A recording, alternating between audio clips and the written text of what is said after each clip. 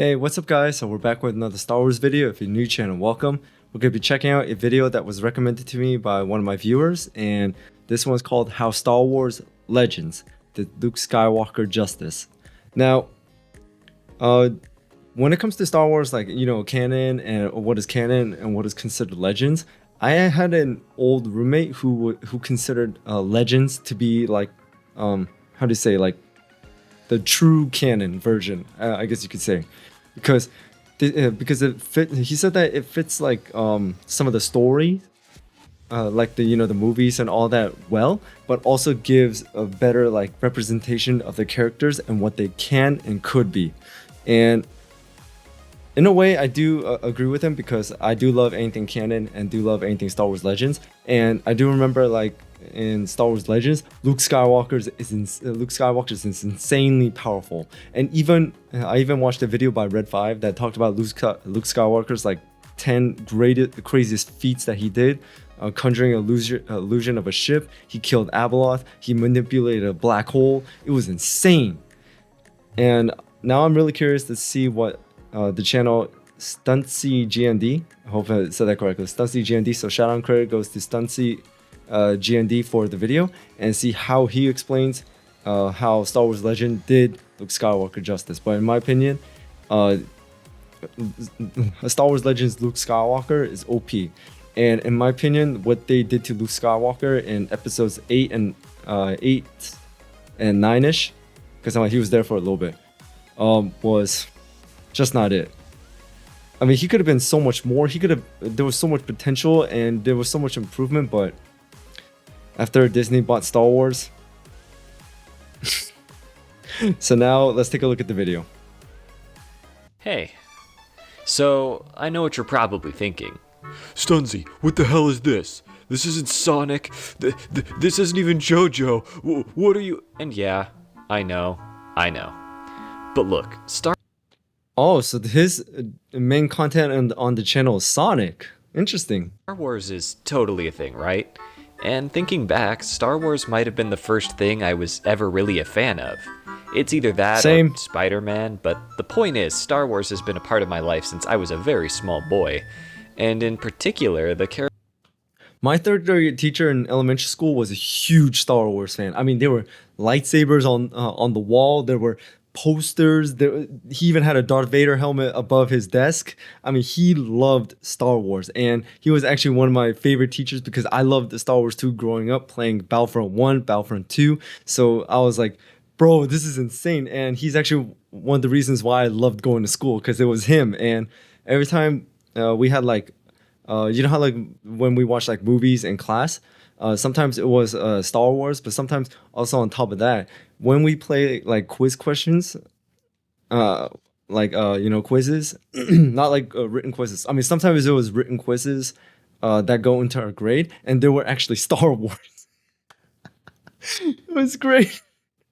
It was great. And also we had like movie trivia like days where he would like give out candy if you can answer questions correctly. Like, I still remember the questions I got right was, what was Mace Windu's lightsaber color, and in Empire Strikes Back, where was the rebel base located, things like that. And it was insane. I love that teacher. I wonder how he's doing right now, but it's been years. But anyways, I'm rambling off a little bit, but yeah, Star Wars was actually the very first thing I really got into, and then actually it was Batman. Character that's always been my favorite and resonated the most with me is Luke Skywalker. Sorry I rambled, guys. Yeah, again, I know, about as vanilla as it gets, right? But in my defense, this is a character with a lot going on for him. There's even 2 versions of him. Well, 3? There's the George Lucas version of Luke, which firmly ends with Return of the Jedi, but the other 2 that expand his adventures after that are the as of 2014 canon version, which most commonly appears in the sequel trilogy, and the original Expanded Universe Legends version, which appears in the novels, comics, and video games, and any other storytelling mediums that fall under the same umbrella. If you read the title of this video, or you saw the thumbnail, you probably know where my preferences lie. Look, I'm gonna level with you for a second. I don't like the sequel trilogy, and the characterization of Luke Skywalker I like him already. Is one of the main reasons why. Now, the point of this video isn't to sequel bash. In fact, I'd like to talk about them as little as possible. The only reason I bring the topic of canon Luke up at all is because I've seen lately the opinion online especially is that canon developed the character much better, that he's deeper, more nuanced and human than the Legends version, which frankly I disagree with. Now, I'm not saying you're wrong if you like canon Luke better, because I do think his character arc is cool in a vacuum. It's just not one I think should have been told using Luke Skywalker, and I don't find it to be a logical continuation of where we last left him in Return of the Jedi. Once again, if you like canon Luke or the sequel trilogy, I think that's great and you're perfectly valid. Conveying the opposite isn't my goal at all. Okay, now I'm never talking about them again. By contrast, the accusations levied at Legends Luke are that he's boring, too powerful, and he experiences zero growth over the course of his life. Not only is this a gross oversimplification of him in my opinion, but I would say it comes from a lack of understanding at how subtle his growth could be in Legends. First, he is pretty damn powerful, but I think the accusation of him being OP and untouchable is a little overblown, and the heights of power he reaches are fairly well justified, which I'll cover a little bit, but is in no way the focus of this little informal video essay thing. Now obviously, the accusation of him being boring is subjective, but in my opinion, if you think Legends Luke is boring, you might just not like the character at all. But the idea that he doesn't grow and is the exact same character during the Yuuzhan Vong invasion as he was at the victory celebration on Endor is absurd to me. And because I feel the need to defend my favorite version of my favorite character in debatably anything ever, my goal here is to explain how Star Wars Legends did Luke Skywalker justice. All right, let's hear it. First, I'd be remiss if I didn't... Basically, almost every single character in Legends is OP. I mean, I don't want to say every single character because I don't know like a lot of characters. But however, one character, I'm still decide. I don't want to say deciding, but determining like if he's. I know he's not canon, but I don't know if he's considered Legends or if he's just alternate, like an alternate timeline. Is from Force Unleashed, Starkiller. I mean, dude, Starkiller is OP. If he was canon, everyone's dead. At least acknowledge Luke's character development in the original trilogy. While yes, it is pretty much just the standard hero's journey Joseph Campbell archetype thingy, for my money, it's the best execution of the hero's journey that there is. Luke going from, "Take these two over to the garage, will you? I want them cleaned up before dinner." But I was going into Toshi Station to pick up some power converters. to, Search your feelings, Father. You can't do this. I feel the conflict within you. Let go of your hate. in 3 films is captivating and satisfying. It's filled with victories and failures, and we get to experience it all alongside him as he goes from a bright-eyed young farm boy to mature and collected Jedi Knight. Yeah, I mean that's what I like too. Like those 3 films, it showed so much character development and also what many people go through in their lives. They grow, they learn, they make mistakes, they fail, but however, they learn from what they failed and what they made mistakes and develop from it, and they become stronger and better from it. Just like another character like Han Solo, because you know how like in the beginning of New Hope, he was just a smuggler. He was just doing it for the money. But however, as time went by, he finally fulfilled like a purpose and a commitment to do something more than just money, to fight against the Empire. And soon it became more like, more for friendship and family, and also serving a greater purpose rather than just getting a big payout. And Chewbacca, he just stuck along with him. It's just, I want to learn the ways of the Force and become a Jedi like my father. I am a Jedi, like my father before me. it's beautiful. Chef's kiss. But in the Legends continuity, Luke goes even further than this. Beyond a Jedi Knight to a Jedi Master, hell, more than that. And it never stops being fantastic to me.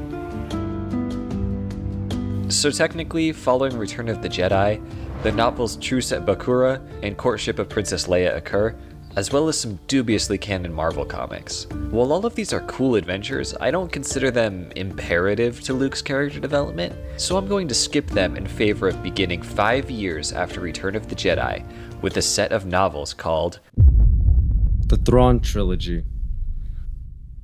If you know anything about the Star Wars Legends continuity, it's either Knights of the Old Republic or these 3 novels, Heir to the Empire, Dark Force Rising, and The Last Command, all written by Timothy Zahn.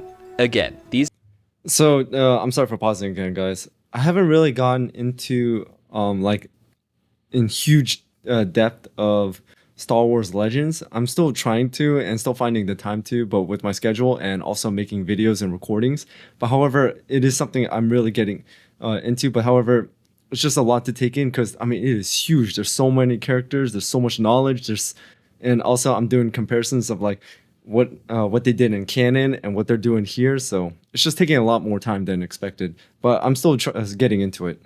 These novels pick up 5 years after the events of the 6th film and cover the fledgling New Republic struggles against the infamous Grand Admiral Thrawn and the insane Jedi clone Joruus C'baoth. Luke's character arc in the Thrawn trilogy is perfectly set up in the first scene he appears in, where his Coruscant apartment is visited by the Force spirit of Obi-Wan Kenobi, as he confirms for the last time. In this interaction with his late mentor, Luke laments the fact that without Obi-Wan to guide him, he'll be completely alone. Obi-Wan informs him, though, that he's thinking about it all wrong, that Luke is not the last of the old Jedi, but the first of the new, a line which foreshadows Luke's journey for the rest of the Legends canon. But this conversation clues us into what Luke's main struggle is in these novels. As silly as it may sound, it's insecurity. Luke has to contend with his place in the galaxy, that line from Yoda in Return of the Jedi coming back to haunt him. Force and strong in your family. Pass on what you have learned. Luke is effectively the last of the Jedi, and has to come to terms with what that means. But he also faces the fact that he has no confidence as a teacher. He's the only option to train Leia's soon-to-come children in the ways of the Force, and yet he doesn't believe in his own ability to do that. While Obi-Wan and Yoda completed his training, Luke expresses dismay that he knows very little about the Jedi Knights of old, or what it means to be one following the defeat of Darth Vader and the Emperor. This struggle manifests itself in various ways throughout the novels as Luke aids the New Republic facing the Thrawn campaign. The Tapcaf scene where he ends up settling a dispute between 2 spacers because they defer to the wisdom associated with the Jedi tells Luke a bit more about the role he plays. Really? But his insecurity as a teacher and desperation to find a better one leads him to pursuing Joruus C'baoth, who he isn't aware is an insane clone and believes it's his duty to assert dominance over non-Force users. As Luke slowly discovers the truth about Joruus, he also encounters Mara Jade, who is a character that will go on to be very important to him in the future. As the former hand of Emperor Palpatine, she possessed an affinity for the Force that she seems to have lost after the death of her master. As the pair of them grow closer, this dynamic allows for Luke to dip his toes into being a master, teaching Mara a little bit about the Force and helping her regain her skills. This culminates in Luke and Mara's final confrontation with Joruus.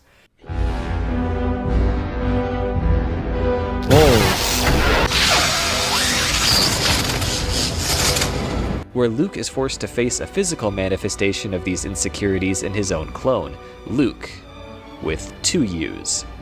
I swear, in context, this is actually cool. When Luke manages to defeat the clone and Mara kills Joruus, the Republic is saved for a time. Upon their return to Coruscant, Luke and Mara sit up on his rooftop and have a conversation about the future, one in which he gives her the lightsaber that once belonged to his father, Anakin. After that, they go to attend a debriefing, but Luke is able to come to a more definitive conclusion about his role as a Jedi. While the Old Republic had many thousands of Jedi Knights, the New Republic only has Luke, so people will look to him to make it a safer place. With Force user threats like Joruus C'baoth still possible, he settles into his role as sole Jedi so that he can offer his strength and wisdom to the Republic, because their struggles are far from over. The Dark Empire trilogy. Luke's arc carries from there into the controversial Dark Empire comic series by Tom Veitch, Cam Kennedy, and Jim Bikey. Set 1 year after the Thrawn trilogy, Luke has become incredibly powerful with the Force, able to deflect turbo laser fire with a Force shield and pull down whole AT-AT walkers with a touch of telekinesis. While never directly stated in the comic itself, AT-AT walkers with a touch of telekinesis. If he was able to do that at the Battle of Hoth, then it would have been a whole different outcome. While never directly stated in the comic itself or the accompanying audio drama, I speculate that the reason for Luke's rapid growth was because in the time off screen, or off page, or off panel, or whatever, he did little else but continue his training. During the Thrawn crisis, Luke was not powerful enough to defeat Joruus C'baoth on his own, so it makes sense that he would do anything he could to grow in case the New Republic was threatened by a Force user again, and Luke's efforts appeared to be plenty fruitful. His place in the galaxy as Guardian of the Republic also seems to have totally resonated with him.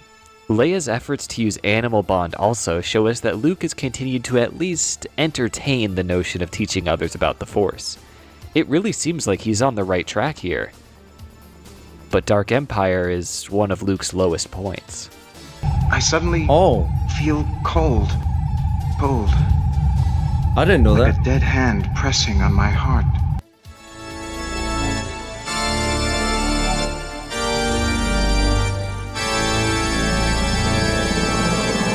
Palpatine's alive? I don't know the Emperor Dark Empire. Palpatine returns, having transferred his dark side essence into a younger clone body. Whether this is really him or not, or just a clone, is up to interpretation. But it's important to remember the Chosen One prophecy did not exist at the time of writing, so Tom Veitch can't be blamed for contradicting it. Despite all his training, the Emperor is the greatest evil Luke had ever faced, and he knows he isn't ready to take him on. Throughout Dark Empire, Luke must contend with the dark side and his legacy once and for all. His reasons for becoming Palpatine's apprentice are twofold. One, he believes that the Emperor can only be destroyed from within. And two, that he had to understand the dark side, to understand why his father chose it and what made it so dangerous. See, with Luke's newfound power came hubris. Having the confidence in himself that he could not only destroy Palpatine's empire from within, but completely resist the dark side while doing so proved to be his greatest weakness. Because Luke does fall to the dark side. Yeah, that I do know about his Force lightning ability. Leave me no choice.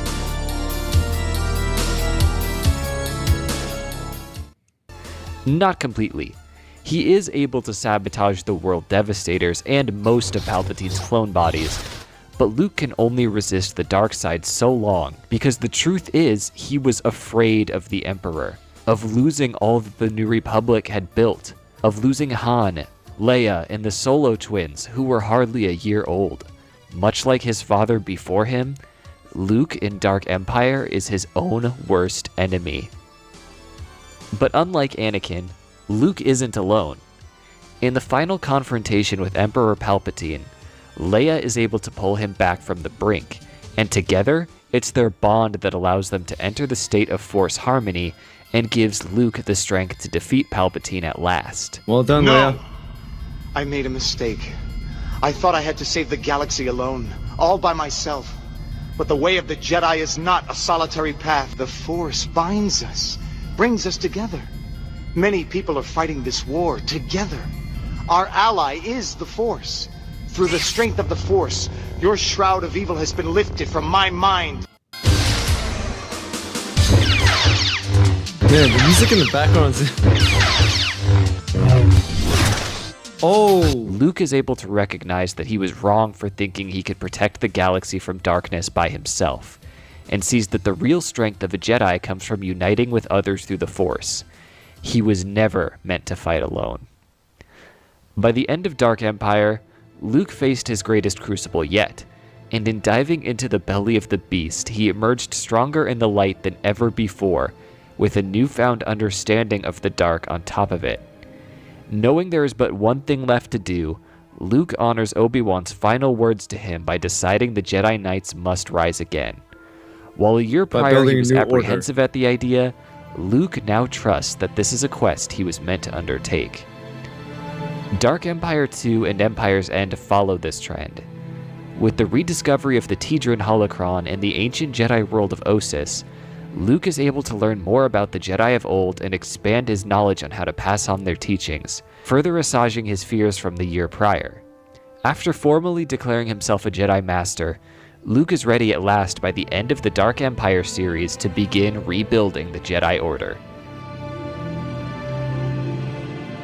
But on Yavin 4, the Jedi Academy The trio trilogy. of novels, Jedi Search, Dark Apprentice, and Champions of the Force by Kevin J. Anderson follow shortly after the events of Dark Empire.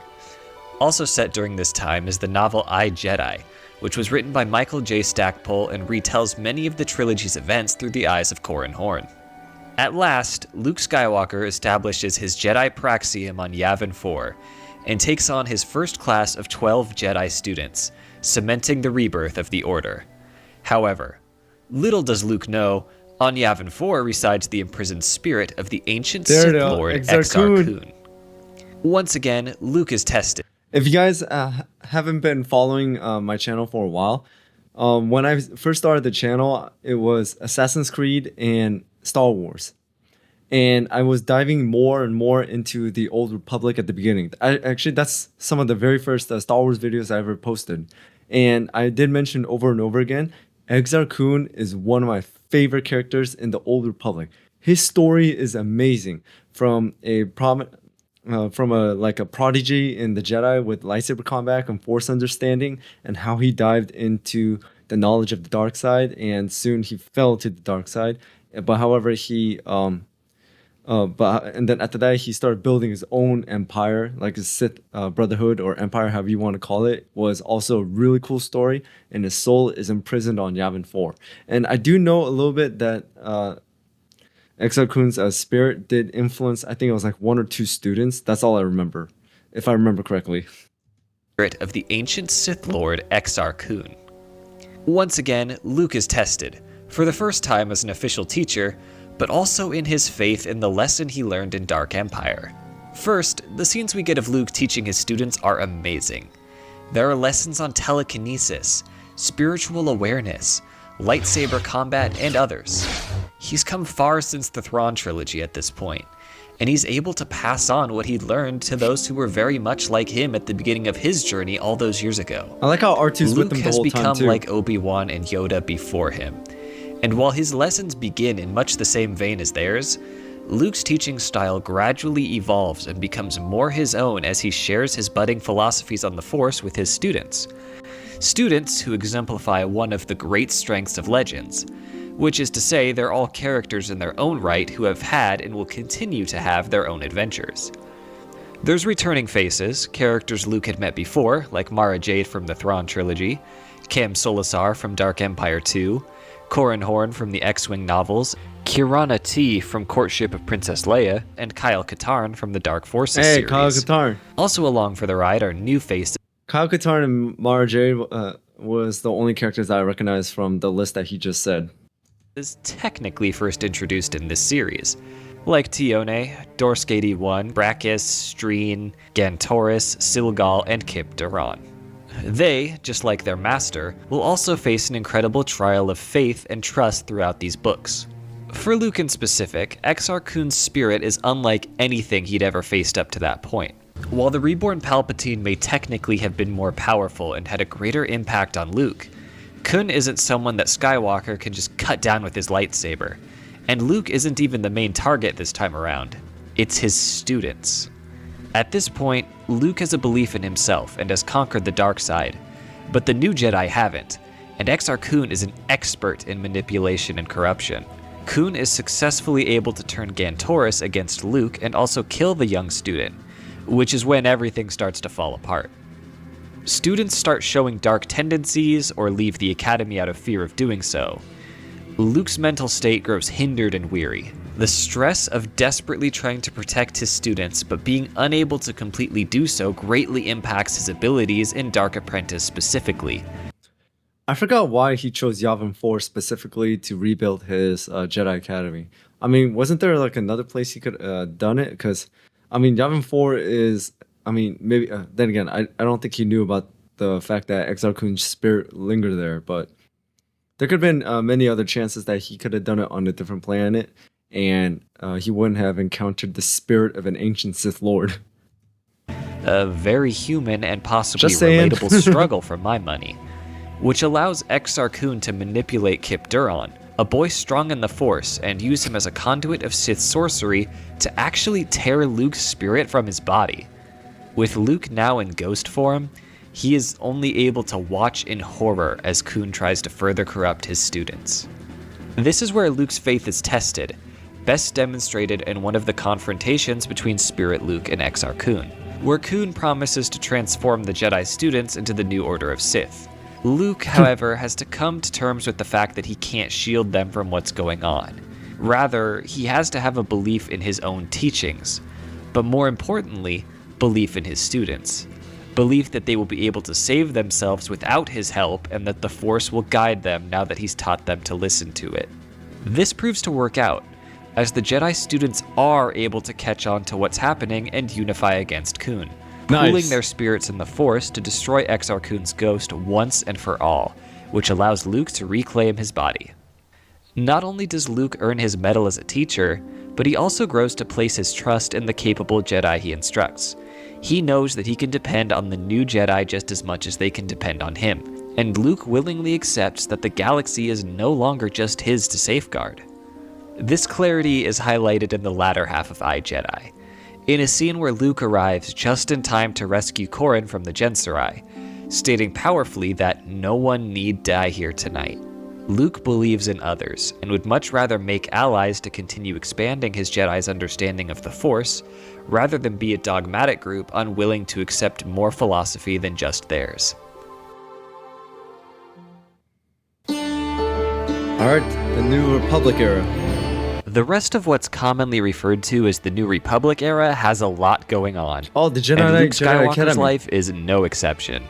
Throughout the various novels, comics, and video games of the era, Luke stays plenty busy. Between getting the new Jedi Order more involved with the happenings of the galaxy, and trying to protect the Solo kids from power-hungry Imperial warlords, there are few that dull mustache, moments. though. The comic Jedi Academy Leviathan features Luke sending Kip Duron, Streen, and Karana T on the first officially sanctioned Jedi mission. Both the novel The New Rebellion and the video game Jedi Outcast have Luke dealing with a former student turning to the dark side, and coming back to cause problems for everyone.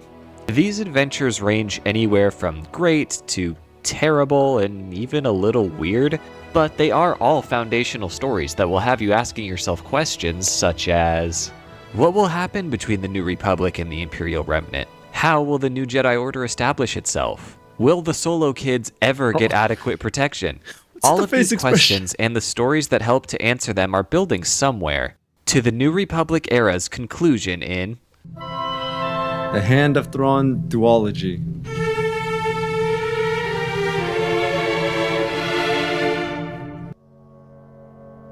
This pair of novels, Spectre of the Past and Vision of the Future by returning author Timothy Zahn, caps off the New Republic era. Man, Timothy Zahn.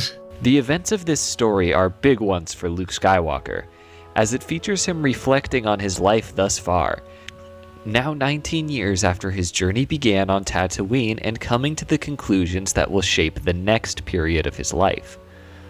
Holy shit, I'm literally just now realizing that's what the titles are talking about. In the midst of a possible treaty of peace between the New Republic and the Imperial Remnant, Luke's story in these books is about personal and spiritual balance.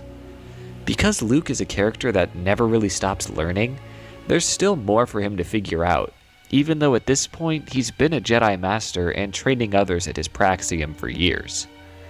The whirlwind nature of his life has kept Luke from asking himself questions about whether or not he was going about these things the right way. He's Luke Skywalker the Jedi Master, Luke Skywalker the hero, and Luke Skywalker the family man. And while he knows he is all of these things and can serve in these roles with confidence, Sorry guys, I'm just it's checking my still phone difficult because for of him to messages. strike a balance between all of them. The other thing Luke is searching for is how to improve at being these things at all, because he is able to acknowledge once things have slowed down that even with all the strides he's made, there is always room to become better. These questions and discussions are fielded back and forth with his one-time partner, Mara Jade, who plays the straight man to Luke's more pensive nature in these books. The two of them work together to uncover a plot surrounding a clone of Grand Admiral Thrawn that they're able to destroy before it can awaken. But the small and personal moments between them are what really make their storyline. Mara's perspective is especially impactful because she's Luke's same age, so the midlife crisis is something she's also been working through based on her past. She's been here for pretty much everything that's gone on since the Thrawn trilogy, so she's got the context of a participant, and finally, because she's not going to sugarcoat everything for him. Mara wants to see Luke become the best Jedi, uncle, brother, man, and lover that he can be. Over the course of the story, Luke and Mara fall in love with each other. Or maybe more accurately, realize that they've been in love with each other this whole time. It's the thing that puts the perfect bow on their coming together and being each other's eternal support network. In the Force, and as people, they share a bond that's unlike any other. The ultimate kind of love. Look, I can't explain it with my feeble words and still do it justice. It's great. Go read it. Look, they're just in love. The part at the end of Vision of the Future where Luke and Mara are sitting on the roof and dreaming not only of their wedding, but of what the future holds, and saying that whatever the Force has in store, they'll be able to face it together, is quite possibly my favorite scene in Star Wars. The Hand of Thrawn duology is the love story of Luke Skywalker and Mara Jade. And it is that way because it allows for them to help each other become the best versions of themselves that they can be. A moment with young Jedi Knights. So, to briefly recap, we now have a Luke Skywalker that's loves learned that what it Sonic means to be a image. Jedi Knight, conquered the dark side once and for all, become a Jedi Master, rebuilt the Order as a rejuvenated and more free group of peacekeepers, found balance within himself, and essentially become everything a Jedi could want to be. And there are few places where this is demonstrated better than in Book 1 of the Young Jedi Knight series by Kevin J. Anderson and Rebecca Moesta. Way back in Empire Strikes Back, you'll remember Luke learned from Yoda the core tenets of what it meant to be a Jedi. And one of the most important things the old Grandmaster had to tell him was, A Jedi uses the Force for knowledge and defense, never for attack. Shout out to Master Yoda. Well, Jason squinted at the behemoth. The monster let out a bellow of challenge so loud and so horrendous that it seemed to make the ancient stone blocks tremble. The three young Jedi Knights hurried to the ground level. At the jungle's edge, the hideous monster turned, as if distracted by something. Oh, I think this is from Jason Old felt his Republic heart game. leap, thinking at first that perhaps the wild creature had seen the three of them approaching. But he saw that its attention was fixed instead on another figure walking alone, emerging from the lower levels of the temple pyramid, confidently gliding over the clipped grasses and weeds. Luke Skywalker wore only his Jedi robe. Jason expected to see him holding his lightsaber, but both of Luke's hands were empty. Luke stared at the creature, and the creature stared back with a dozen eyes waving at the ends of tentacles covering its face. The Jedi Master continued to walk forward, directly toward the monster, as if he were in some sort of trance. He took one step, then another. The beast bristled, but held its ground, bellowing loudly enough to make the trees swish. But Luke spoke in an oddly calm and clear voice that was not at all muffled by the distance. "No, here. Look at me," he said. Suddenly, unexpectedly, old Peckham charged out of the open bay doors of the lightning rod. In his hands, he held an old-fashioned blaster rifle. But Luke turned to him and motioned with his hand. "No," he said. The blaster rifle went flying out of Peckham's grip. The old supply runner stared in astonishment as Luke continued to stroll towards the monster, seemingly without a care in the world. "This creature means no harm," Luke said, his voice quiet but firm. He never took his eyes off the beast. "It's just frightened and confused. It doesn't know where it is or why we are here." He drew a deep breath. "There's no need for killing." Luke stepped right up to the shaggy, angry thing, within touching distance. The Jedi Master looked incredibly small, yet unafraid. Luke raised his hand, palm out. Luke stood in front of the nightmarish beast and took a deep breath. He didn't move. The monster held its ground and snorted. Its eye stalks waved unblinking, pointing slinted pupils down at him. I'm The just waiting monster for something snuffled great and to happen. waited, motionless, its wicked tusks less than a meter away from Luke Skywalker. The silence seemed so overwhelming that when Luke at last broke the frozen moment, his whisper sounded as loud as his shout. "Go," Luke told the creature. "There is nothing you need here." The jungle fell silent. The breeze died away. Jason held his breath. Jaina gripped his hand. Tenel Ka narrowed her cool gray eyes. The monster reared up on its hind set of piston legs, its eye tentacles thrashing in a frenzy. Then it let out another high-pitched trumpet before it spun around and crashed off into the thick undergrowth.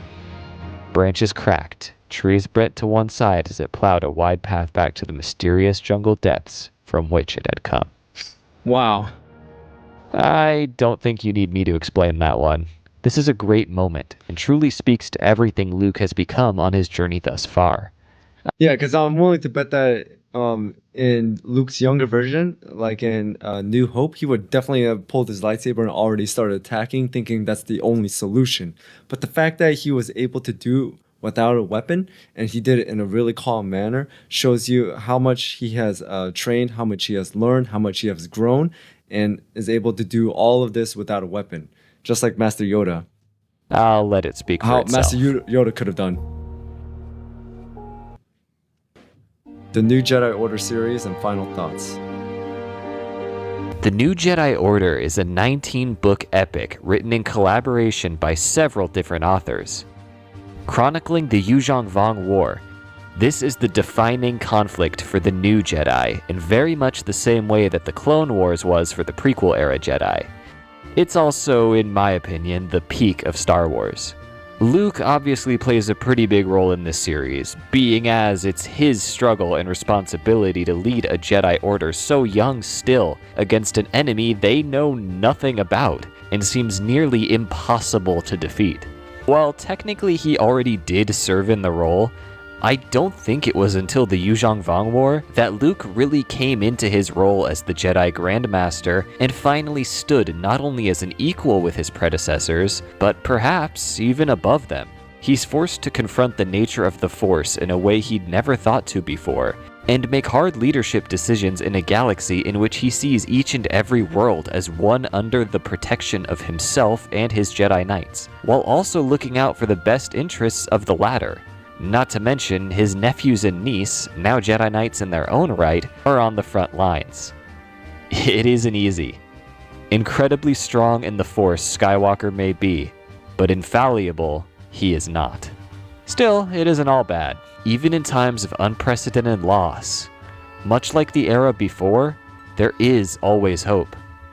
Luke and Mara have a son in the middle of the conflict, who they affectionately name Ben after another great Jedi. Yep. Fatherhood is the other beast Luke has to wrestle with during the NJO series, as his relationship with his own was odd. This is also the era where people like to claim Luke got too OP. Sure, he does pull off some pretty crazy stuff, but most of the feats, like moving so fast he appeared as though he were wielding 20 lightsabers at once, and manipulating a black hole with the Force, are taken ridiculously out of context. If Luke was powerful enough to win every battle with ease, the galaxy and the Jedi wouldn't be in the state they were in during the war.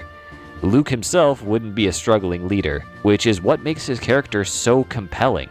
In many ways, he never stopped being that boy from Tatooine, but he's always learning from every experience, always improving. He does fail. Hell, he fails a lot in NJO. But he always gets back up and puts himself back together, because the Jedi and the galaxy at large need Luke Skywalker to do the very best that he can. All that, and he isn't even the main character. That's right, Luke is not the main character of the new Jedi Order series. Like I said, he still has a pretty sizable role, but I'd say it's much more akin to that of a mentor figure than anything else. While it is true that Luke is the one who leads the assault on Vong-formed Coruscant, and Luke who engages in the big climactic duel with Supreme Overlord Shimra, it's really the true main characters who shadow his journey and make it their own. It's Anakin who has to learn what it means to be a hero, Jaina, who has to overcome the grip of the dark side, Tahiri, who has to find a balance within herself, and Jason, who becomes one with the Force and saves the galaxy. Okay, Luke multiple is simply there to characters. guide each of them through these things. And okay, amazing peak Star Wars book series aside, what does this all mean? What's the sum of all these parts? Why is it important that Luke Skywalker turn out this way? Well, there is some method to my madness. Again, it's like poetry, so if they rhyme. The core storyline of the Star Wars saga, and I don't care which era is your favorite, is that of Anakin and Luke Skywalker and how their stories define each other. By George Lucas's design, their journeys are mirrored. They start out much the same, and there are several points throughout the prequel and original trilogies that echo. Anakin and Luke are walking very the similar. same path right up until one pivotal moment. The one where Anakin goes left and Luke goes right. And I think where their stories go after that moment needs to be just as reflective of that to make it all sound, because that's the whole point. Luke Skywalker, the powerful Grandmaster of a new Jedi Order that's free from the trappings of their predecessors, with his wife Mara Jade and son Ben by his side, is exactly everything Anakin wanted for himself, and the complete opposite in every sense of what Darth Vader became. For the stories of father and son to mirror each other right up until the point where they diverge and then come around as opposites, it's the perfect way to drive home the impact of each of them. For Luke to turn out the way he does at the end of his story makes the entire grand tapestry of Star Wars so much stronger. It means that Anakin's struggles and sacrifices were all worth something, because all of Luke's successes and the galaxy he helped forge wouldn't be possible if not for his father. That's the Chosen One's legacy. And I'm gonna be a little coy. Hey. Won't say anymore.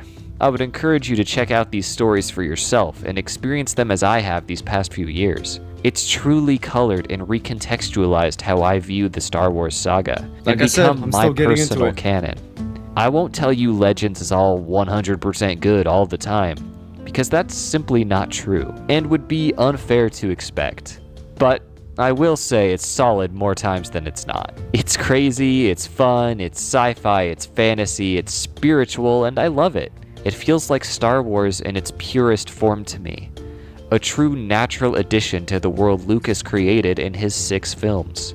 For more than just Luke, I would strongly urge you to read some of these novels and comics or play some of these video games to experience Force it for Unleashed. yourself. I promise, you will not regret it. As always, thank you so much for watching, and may the Force be with you. Always. Here's the thing, guys. I don't know who that is, so I'm so sorry. But I'm gonna look it up right now. He is... Oh, he created the comics. Got it, including Tales of the Jedi and all that. Hey, rest in peace, Tom. So that video was really interesting. I really liked it, and it basically summarized a lot of the books and legends. And like I said, as for the third time, I am still getting into it. So some of it was kind of unknown to me, but some of it I did know. Like his wife was Mara Jade, his son Ben, and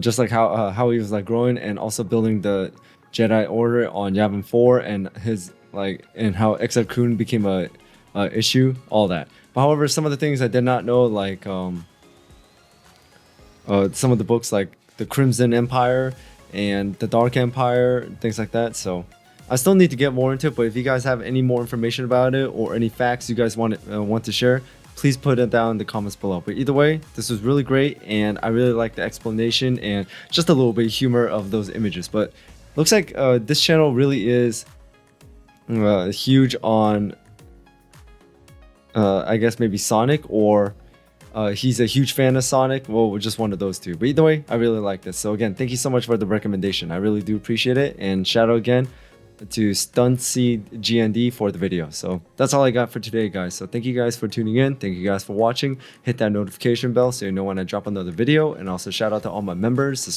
subscribers, viewers. You guys are amazing. Thank you so much for your support, guys. I really do appreciate it. So without anything else, see you guys next time.